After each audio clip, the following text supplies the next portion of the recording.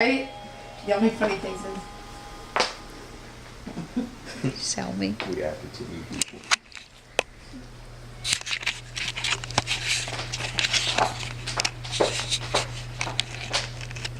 I can still remember sitting in middle school taking art.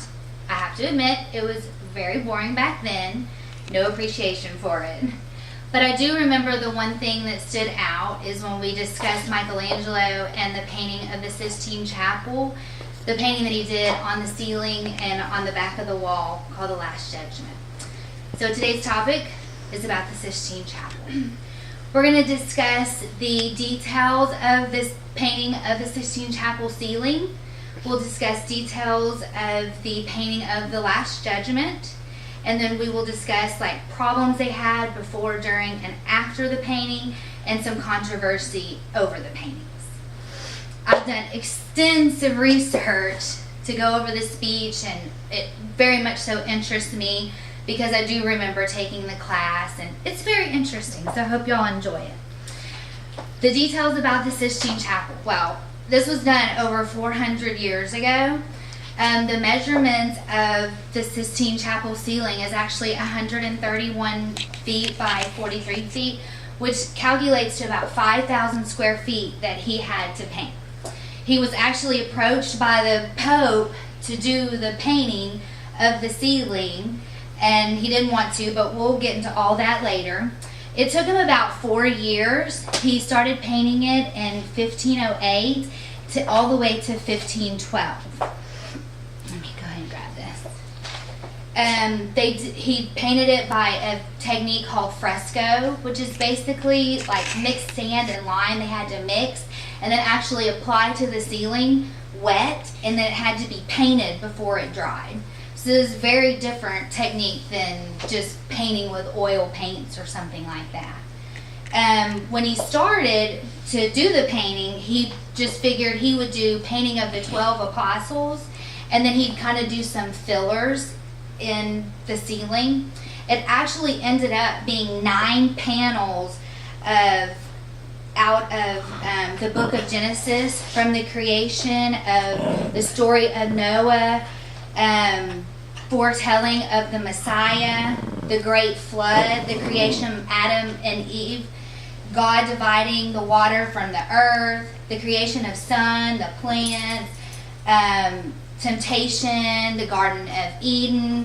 It ended up being over 300 figures of cherubs and just figures.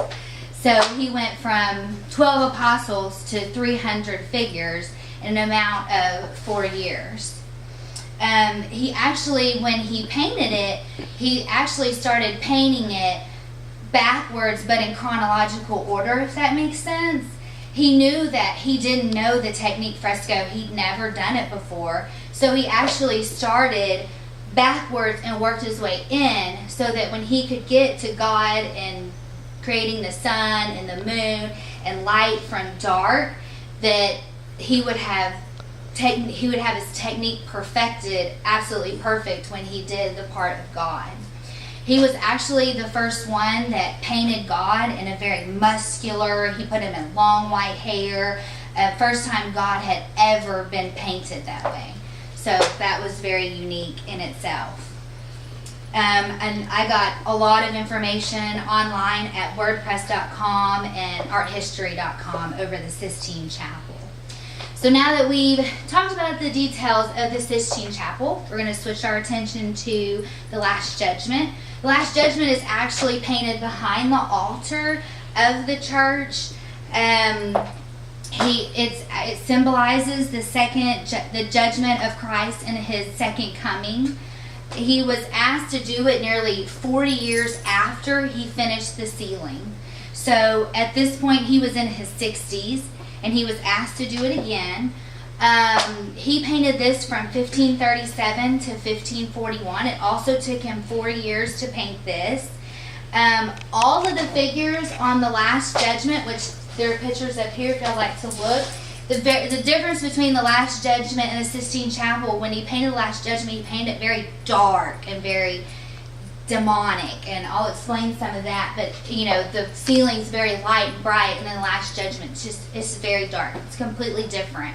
They think it had to do something with his age, and I'll give you some more details about that too. But he painted all the figures on the Last Judgment naked, because he figured when everybody came back, they came back with nothing. It was to symbolize nothing.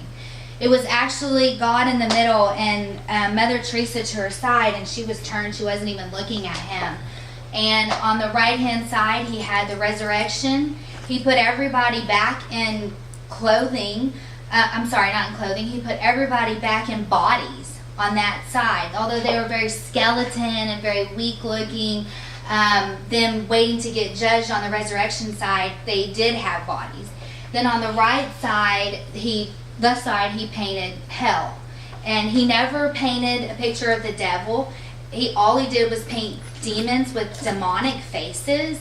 They were very scary looking. It showed people being pulled from over here on the resurrection side, being caught in between, being pulled down by demons. Sometimes it even showed them like hitting other people. Some of the saints, when they passed, the way that they died, when he painted them, he did things to symbolize that. Like Saint Bartholomew, he was skinned alive. So when he painted him, he painted a knife in one hand and a skin hanging on his left hand. And on the skin, he actually painted a self-portrait of himself. And people think that actually symbolized some of like his anguish and his feelings of him going to hell. Again, he was in his 60s when he painted that. He painted things very different from the Bible. He painted a boat that actually took you to the land of the dead, which is very different from the Bible. And then right in the middle of the altar is a cross. And the cross was there before the painting, but it's a gold cross. And they say it symbolizes like the resurrection between going to heaven and actually going to hell. So that's pretty cool. So we've discussed the details of the Sistine Chapel ceiling and the Last Judgment. So now we're going to talk about problems and controversy. When he was actually asked to do the painting, he didn't want to. He was a sculptor. He'd never done any kind of painting, much less fresco. But the Pope took no for an answer. So he started painting it. 2 years after he started painting the ceiling, the Pope came to him and said, "You've got to take all this down. We've got to show. We've got to let the public in." And he didn't want to. He was like, "No, my work is not done." He said, "Well, if you don't do it, I'm throwing you out." Well, Pope doesn't take no for an answer. So he opened it up and let him do it.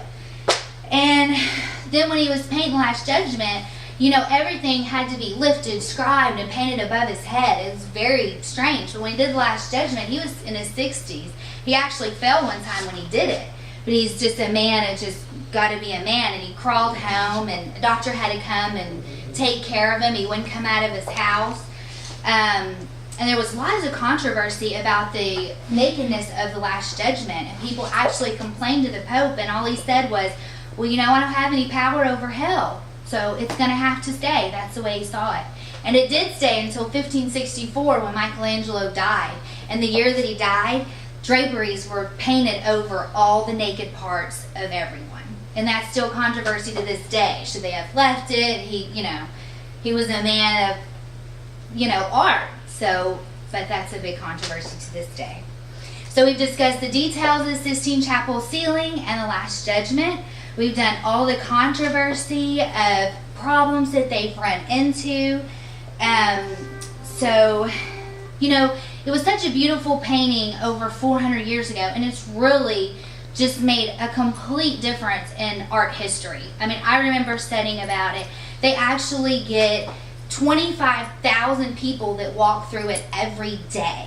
I mean, it's made a huge difference for the Vatican that they actually had this chapel, and it probably would have changed a little bit of history had they not painted it. So hopefully all of you can get there one day. I know that's hopefully my next trip one day.